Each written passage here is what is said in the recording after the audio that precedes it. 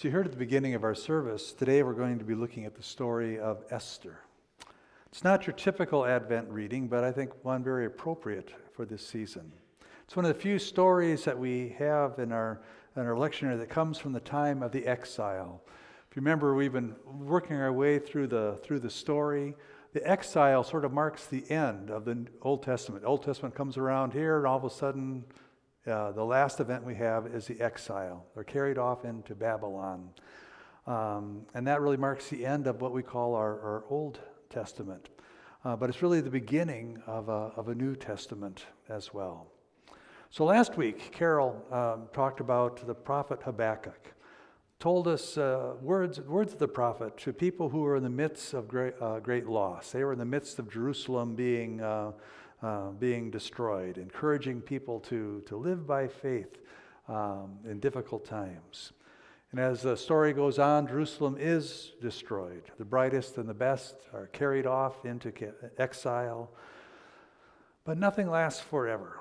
Babylon eventually is conquered by the Persians. And the Persians have a different approach. They say to the exiles, you can go home. You don't have to stay here. As long as you pay tribute to us, you can live wherever you want. And so many of them decide to go back and rebuild Jerusalem, rebuild the temple.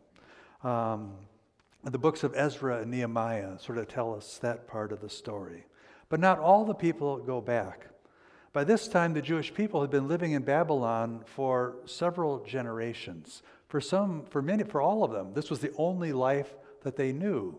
They didn't know Jerusalem. They didn't know Palestine. That was a foreign land to them. Babylon had become home. They had jobs. They had homes. They had families. Many of them had no interest in going back. So this is where we pick up the story of Esther. I'm not sure how familiar you are with the story of Esther. If your grandkids came up and said, Grandpa, Grandma, tell us the story of Esther. Could you do it? Well, maybe after today you can. All right, we can do this. Now there's four main characters to the story. All right, so the first character is King Ahasuerus. All right, now King Ahasuerus is wealthy. He's powerful. He's arrogant. He's all full of himself. I mean, he ruled the world from India to Ethiopia. The capital city was Susa, and they broke up the world into 27 different provinces. Second character you need to know is a guy named Haman. He was second in command, and he's a lying, cheating little weasel, all right? And so whenever you hear me say the name Haman, I want you to go, boo, all right? So if I say Haman, you say boo. All right, so you've got King Ahasuerus, the arrogant, full of himself king. You've got Haman, lying, cheating little weasel. All right, then you have Mordecai. Mordecai is one of the original exiles who comes from Jerusalem. He's aged very old by this time, but he has remained faithful all the way through. And Mordecai has a niece named Esther, whom he raised as his own daughter when her parents die. So you got King Ahasuerus, you've got Haman, you've got Mordecai, and you've got Esther. All right, so King Ahasuerus loved his pomp and circumstance, loved to display his wealth to everyone. So he decided he would throw a party. This party was 6 months long, all right? 6-month party. It ended with a lavish 7-day banquet where he could show off all his possessions, including his queen, Vashti. The only thing is, Queen Vashti did not like being shown off like all of his other shiny trinkets, right? So King Ahasuerus decides he needs to get rid of her because she's setting a bad example, that women are people and not just objects for men to enjoy. So he says, all right, you're out. So he gets rid of Queen Vashti. But now he needs someone else to show off. So what's he going to do? He needs to find another queen, someone more compliant, all right? So he organizes a beauty contest. All the women from around the empire would come, and they would spend a year preparing for this, and then be drafted into his harem, and then one of them would be chosen to be his queen. Well, one of the girls sent to the king's harem was Esther, all right? Now, under her uncle's coaching, she doesn't reveal that she is Jewish. And the king chooses Esther out of all the women to be his new queen. And all is well for a while. Mordecai ends up hearing about an assassination attempt against the king, and he passes the information on to Esther. And Esther shares it with the king. The plan is foiled, but king has got other things on his mind and forgets about the whole thing. Life goes on. Meanwhile, Haman, all right, likes parading around, right? He likes watching people grovel in front of him, which they all do, except Mordecai, whose faith keeps him from worshiping anyone except God. Now, Haman sees this as a problem. So he says, I need to get rid of this Mordecai and all those who believe like he does. His solution is a Holocaust, destruction of every living Jew, man, woman, and child. So he goes and tells the king, he says, there are people living among us who live by a different set of rules than we do. Now, we can't have that. We must destroy them. And if you do this, I will make a donation of 10,000 silver talents to your treasury. Now, 10,000 silver talents, if you convert that to today's money, is about $60 million, all right? So this is a big gift, all right? So all you need to do is kill all the Jews. I will give you $60 million. King likes the sound of that. So he makes this irrevocable declaration, all right? Once the king says something, you can't take it back, and calls for the utter destruction of all the Jewish people. Now, when Mordecai hears this, he begins to lament. He sends word to Esther. She needs to do something. Esther replies back, and this is where our text comes from today. This is Esther chapter 4. Tell Mordecai there's a law about going to see the king, and all his officials and his people know about this law. Anyone who goes to see the king without being invited by him will be put to death. The only way anyone can be saved is for the king to hold out the golden scepter to that person. It's been 30 days since he's asked to see me. When Mordecai was told what Esther said, he sent back this reply. It says, don't think that you will escape being killed with the rest of the Jews just because you live in the king's palace. If you don't speak up now, we will get help, but you and your family will be killed. It could be that you were made a queen for just a time like this. Well, Esther sends a message back to Mordecai saying, well, bring together all the Jews in Susa. Tell them to go without eating for my sake. Don't eat or drink for 3 days and nights. My servant girls and I will do the same. And then I will go to see the king, even if it means I will die.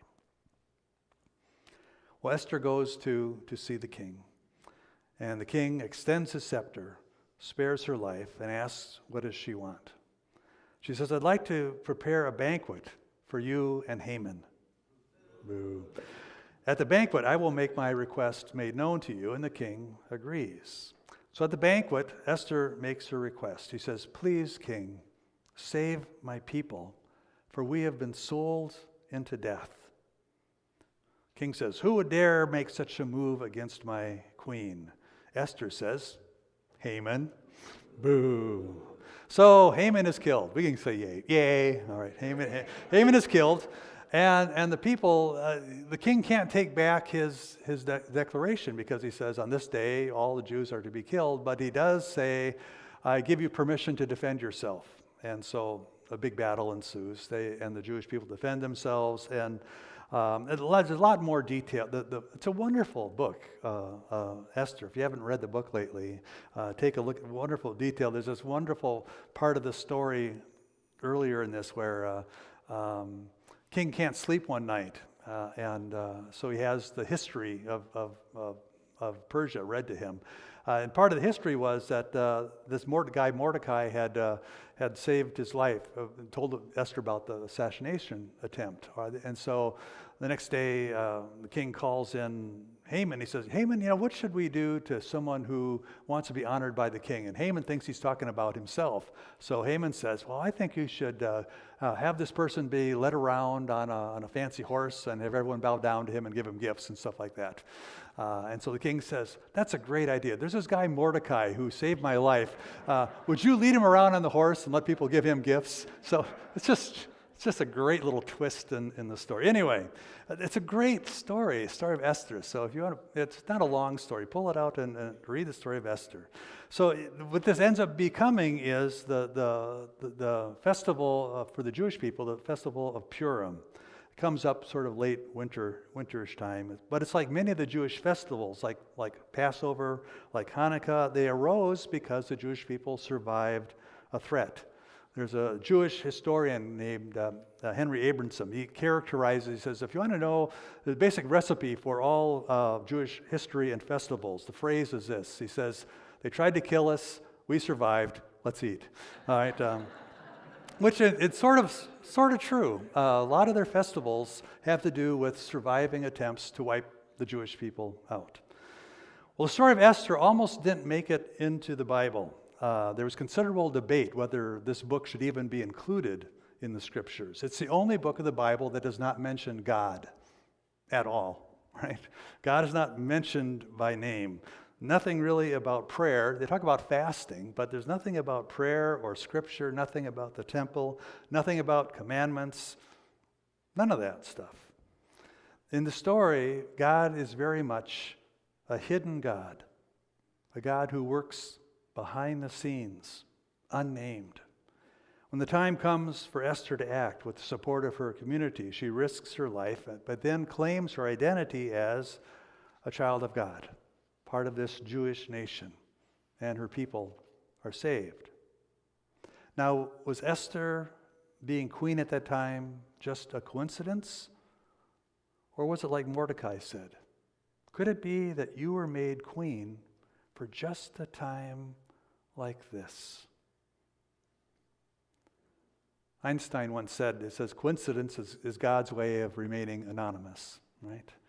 I believe God works in many ways, sometimes openly, but oftentimes hidden. Sometimes we need time or perspective to see the big picture, to see where God has been at work. Sort of like one of the Old Testament stories we looked at back in the fall was the story of Joseph.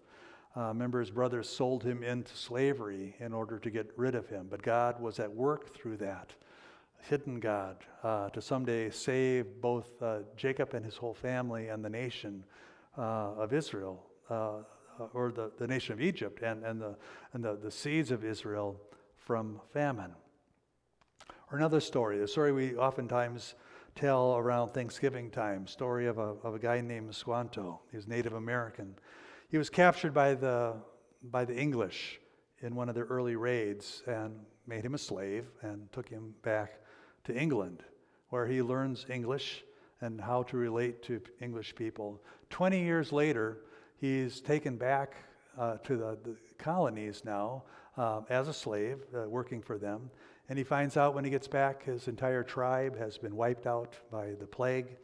But because of his knowledge of the Americas and how to live there and his ability to speak English, he becomes the one who helps the colonists in Plymouth survive their first winter. Right? He was the right person, the right place, at the right time to save a disaster. It could be coincidence. I like to think about it as God at work in our world. Today I want us to just consider, just for a moment, if we might be an Esther or a Joseph or a Squanto, uniquely positioned to make a difference in someone's life by something that we could say or something that we could do. Sometimes we might need a little encouragement. Maybe we need a Mordecai in our life to whisper in our ear, to remind us that maybe it might be just for a time like this that we are here, that we might be the one who could encourage another. We're many things at the same time, right? People say, who are you? I say, well, I'm a pastor. I'm a husband. I'm a parent. I'm a grandpa. I'm white. I'm middle class. I'm a male with all the privileges that entails. I'm Wisconsinite. I'm American. I'm a human. I'm a Christian. I have lots of different identities of who I am. But which one rises to the top? Well, it's different ones at different times. What becomes important? Who I'm around? What's going on in my life? When do we speak up? When do we claim our identity? Make a stand. Take a risk like Esther did. How might God be preparing us to step forward when the time comes? I believe Advent is this time of year for us to prepare, to get ready, to say God may call upon us, to recognize, and our prayer that we would recognize the time when it comes. When it does, to step out in courage. It might be for just a time like this that God has placed us here.